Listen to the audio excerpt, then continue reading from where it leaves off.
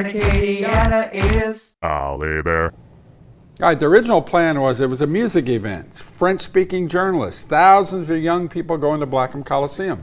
Well, that was 50 years ago today, and that event became Festivals Acadienes at Creole. Ollie Bear live this morning, giving us a little history lesson with friend of the show, Barry Anselay, and a couple of his friends.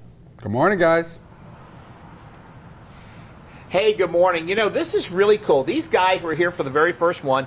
Barry Anselay, of course, Keith Cravey, and of course, Philip Gould, who was a photojournalist back then and still is. And yeah, you know, Philip is usually behind the camera. He's got him in front of the camera, as an exception to this morning. But Philip had just showed up. He had gotten a job at the Daily Iberian out of San Jose State, moved here, and how did you say 11 days later? I came on the 15th of March, and this festival took place on the 26th of March. Yeah, 50 years ago so today. I didn't know much about Louisiana at the time by then. So. And what'd you think when you got in there?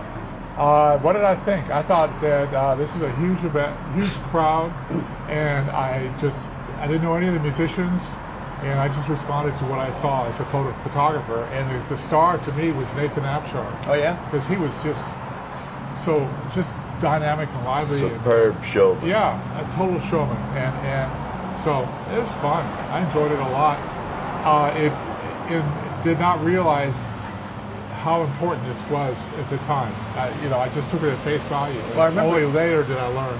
I met Philip that night, and he came and introduced himself, and he came back and met me a couple of days later, and he said, "Okay, what was going on? What was that?" What was cool? Yeah. And you know, since then, Philip, of course, has done at least 2 or 3 books that covered Cajun music and Zydeco, so it sort of became an early part of your career.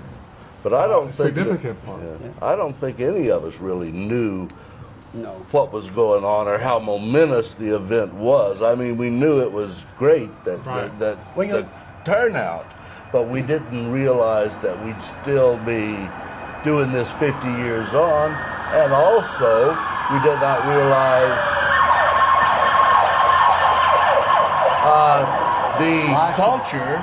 You know, the thing of it is we were doing, you know, the thing was the pride in the culture here locally, but I think there was a germination for the spread of the culture across the country and eventually across the world. Right. It was the first step towards the internationalization of Cajun culture and Cajun Zydeco music. Yes, Yeah. absolutely. And the sign was how many people were in the audience. That's how deep the grassroots were for this stuff. Absolutely. Yeah. Philip, did you plan to stay this long? That's a good question. But we're glad he did. Well, we're going to answer that That's a good coming up. question. We got to wrap. Barry, real quick, how much did you pay all those musicians that year? Not a penny. Everybody came for free. Everybody came for free. I love that. Hey, we're going to go back to you in the studio. This is a fascinating piece of Acadiana history. It certainly is. Love the discussion. Yeah, love the discussion among the 3 guys. Thank you, guys. Yes.